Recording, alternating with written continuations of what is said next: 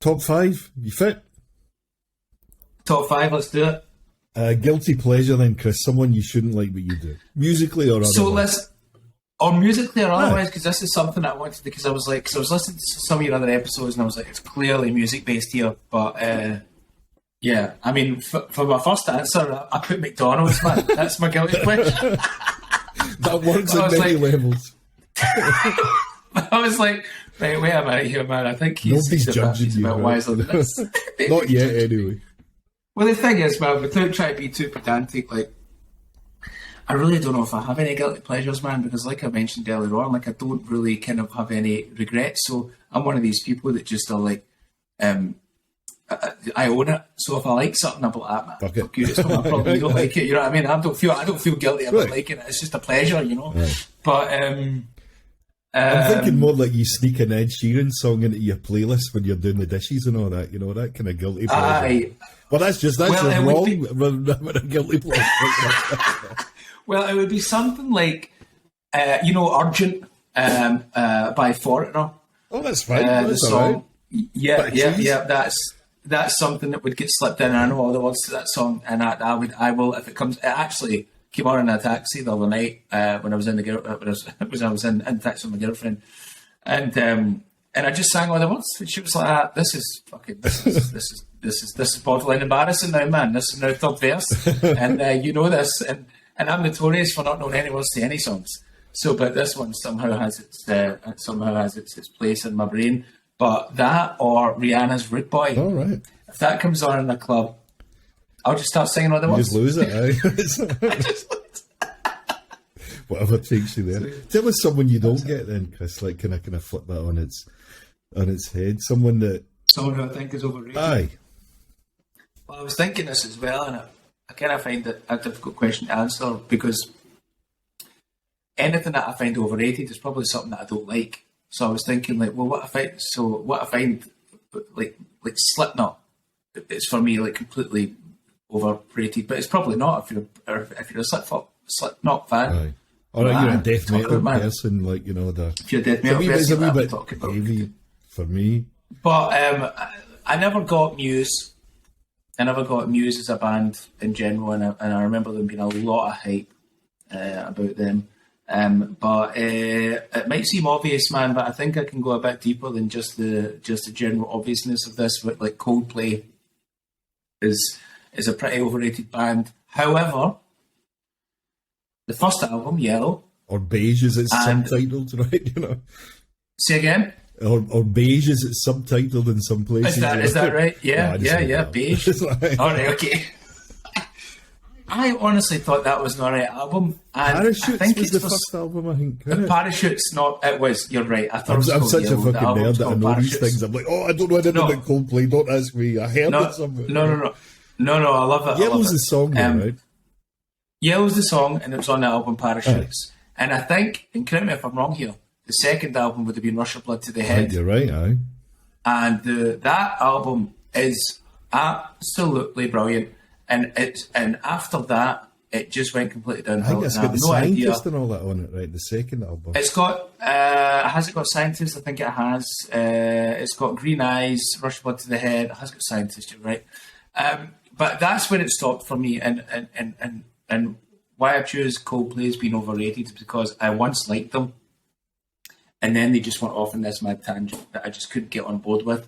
And I followed them for a bit, but when they took that kind of hard left onto this like hard electric keyboard, and then this they did that fucking Napoleon album or Nelson or whatever the fuck it was in the cover of that shit, you know, you're like, what's that? And I was just like, and even some of the stuff you're hearing even today, I'm like, I don't get it at all. How could you go so far from where you once were? It's unbelievable. And who told you to go there? Is this a personal choice, or is this just you appealing or appeasing like producers and record labels, you know? It's artistic genius right there. I think that's how you'll define it, you know. Or maybe Gwyneth's still got a big say in what's going on. Have you seen the thing on Netflix that she's advertising? It's some kind of sexuality show. No. Tits, Bums and Fannies or something it's called. I'm not quite sure. It's like a 3-word title, but I can't. Now you say that, man, I'm well in.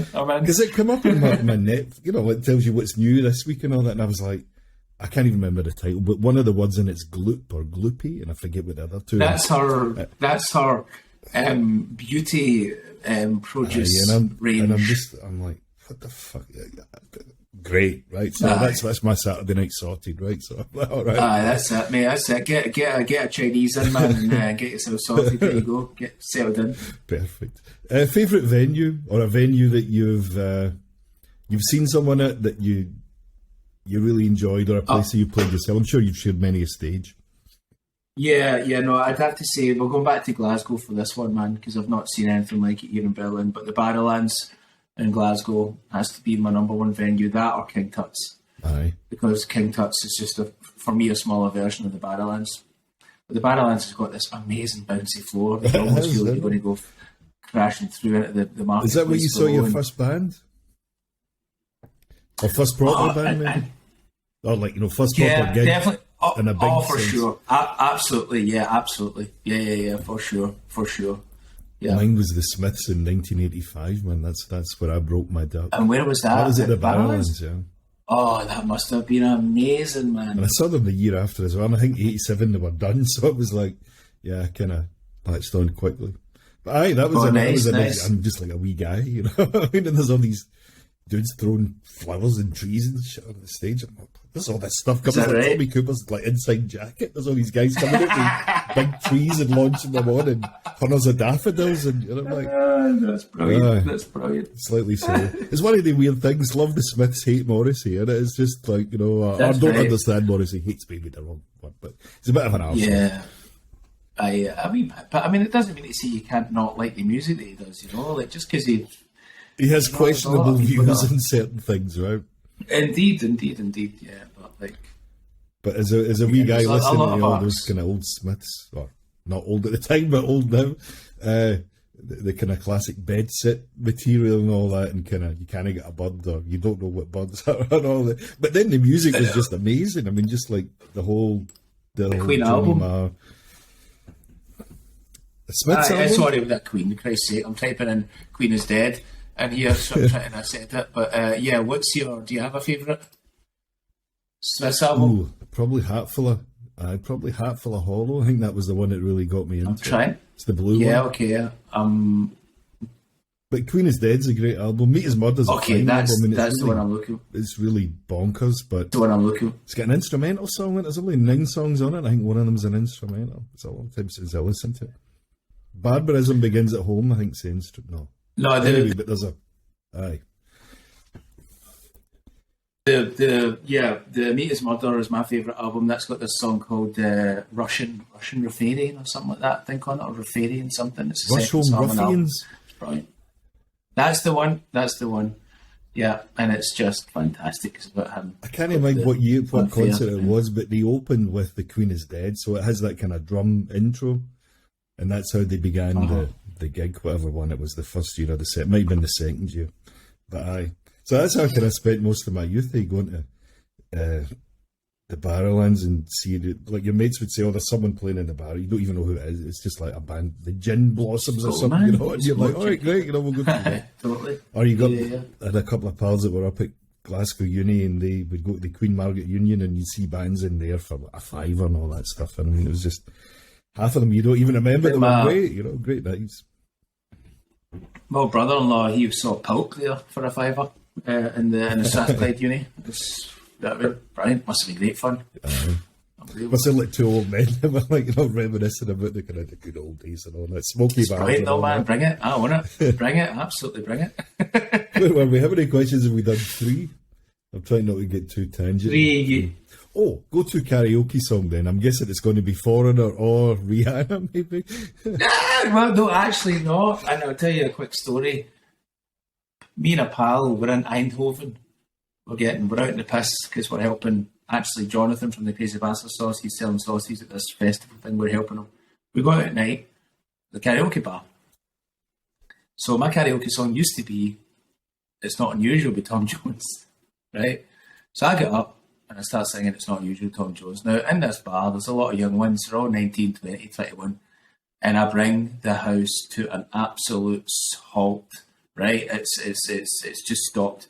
People at the bar stop talking. They start turning around to the stage. they start snickering, they start laughing. They're not enjoying it. Even the karaoke DJ, he like fades me out halfway through the song. Okay, everyone, that was Chris. Please welcome, blah, blah, blah. So I go to the bar, and I'm like, that was a horrible experience.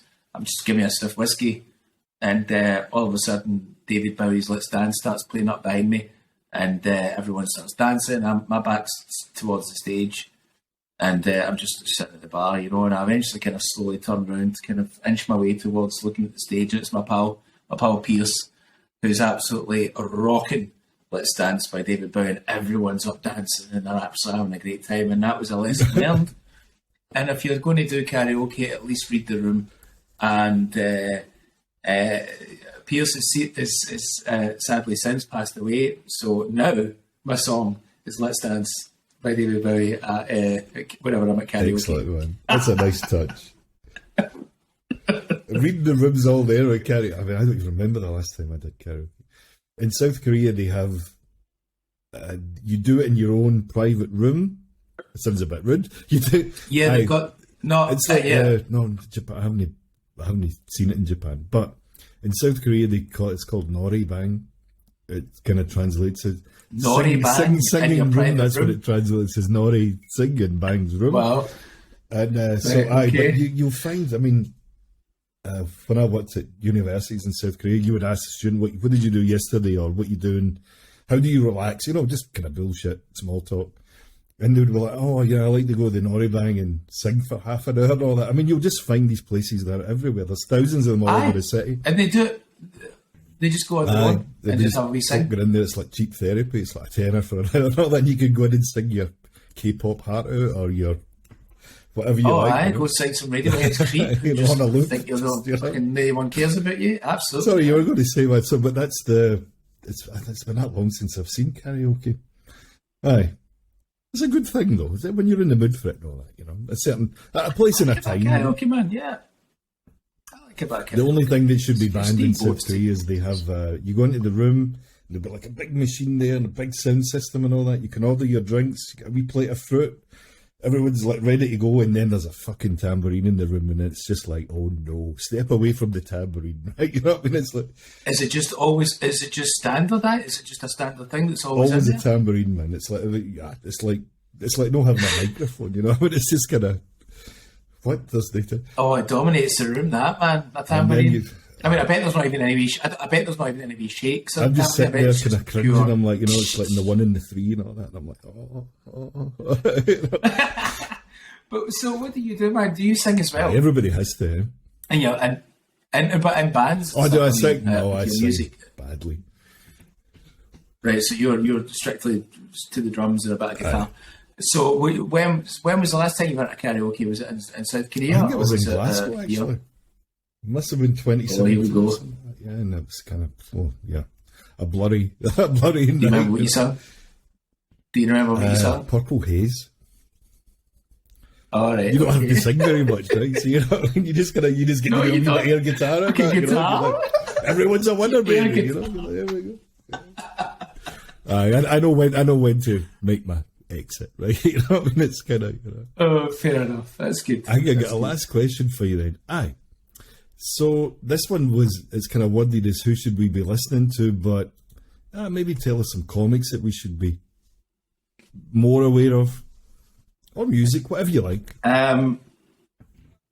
Well, musically, I'm big into this person called Aldous Harding. Don't know if you know of her. She's a New Zealand folk singer who's based in Wales. She's brilliant. She's absolutely fantastically brilliant. So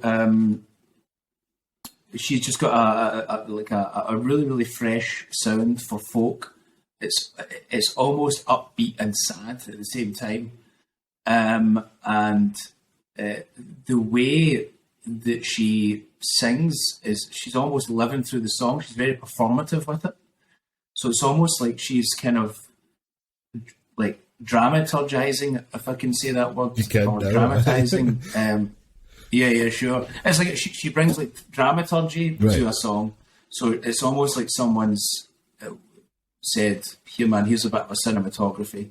Go do that." So you have to watch her. You have to see her on YouTube or live. Great. Obviously, listen to her on Spotify and stuff. But she lives the song. You can really see her. She's very tense. She's got a very kind of strange, intense look about her. But like totally absorbing the way, her, when you get into it, yeah. Totally. She is completely immersed in her own music, and she's fantastic at inviting you into that immersion. Fantastic. And it's quite a fascinating thing to witness. But yeah, that's about it, man. There's one other thing. Are you familiar with Adam Curtis, the documentary filmmaker from BBC? He made something quite recently. He made something this year. I didn't. Yeah, it's called. I can't get it out of my head. I haven't seen it, but I saw it on. What's the movie thing on BBC? Kermode and Mayo and Kermode thing. Aye. Oh, Kermode and Mayo, yeah.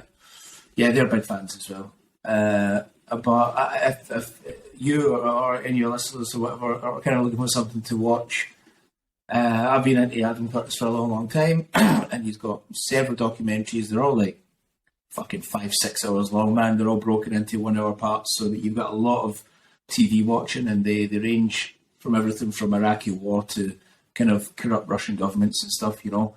But the reason I mention it is because the soundtracks are always amazing. They're always amazing. They've always got like Aphex Twin and the Smiths, and just really loads of obscure stuff that you would never really think. Or he's very good at choosing songs off albums that are not the most popular and putting them maybe they're particularly chosen because, you know, this kind of despot dictator's favourite B-side of The Fall or whatever, like that, you know? Exactly. Paul Potts' favourite kind of, Manchester era band or whatever it was, you know, it's kind of, you know. So I can wholeheartedly recommend that if you're ever kind of thinking, you know, sometimes you find yourself in a real situation and musically where you're like, I'm not actually hearing anything new here. I'm struggling to kind of stick on some Adam Curtis, watch the documentary. And you get the best of both songs, you know.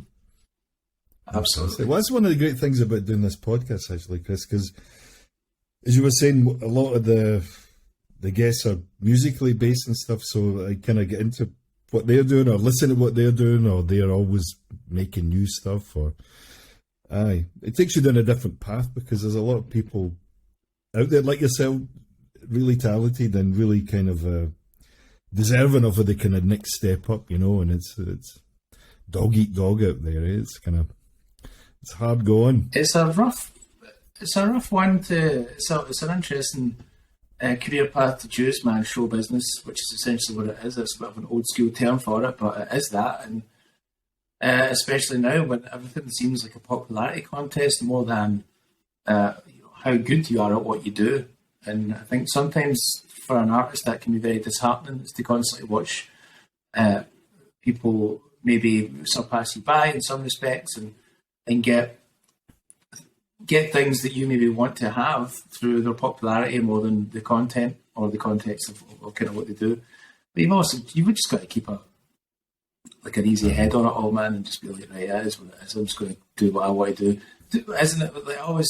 Just if you just do what you personally believe in, you can't go far wrong. You can't stray too far from the path. I mean, how can you compete with a TikTok video with like 10 million hits and it's a hamster going in a wheel backwards or whatever, right? That's it, you know, and you think, all right, fair enough. We'll leave it at that. I know, it's a rough one, man. And, you know, you don't want to be that. I mean, it could be funny. It could be literally hilarious or whatever. I don't doubt it, but but I've also sat and wrote something for a month, and that's got fucking 20 views. You know what I mean? Right. But it's but it's not about that, because then you start to just become this disgruntled artist who's like, everything's shite, and I'm the funniest person ever, or I'm the best musician that's ever existed, right? You know, and you start getting you got to just go with the way of the world type thing. It's when so you just keep your cool. Be calm, just keep doing what you believe in, and it usually works out all right. It's about perception more than anything else. Chris, thanks for the last hour and change, man. It's been great catching up. And I don't think we spoke too Cumbernauldian or Ouija-ish or whatever. It's like, this might even be I think we kept normal sounding kind of the two folk fair part of the world I've actually ever sounded on. Oh, no, I know, no, it's so no. true. If you could just magic us or teleport us into the set right now, man, I wonder what we start talking And like. there was these two actors and they're pretending they're from Cumbernauld and they're just fantastic. You know, it's like, yes, it's so rustic. All the best, Chris, man. Thanks for tonight. It's been great. Yeah, man, I appreciate it.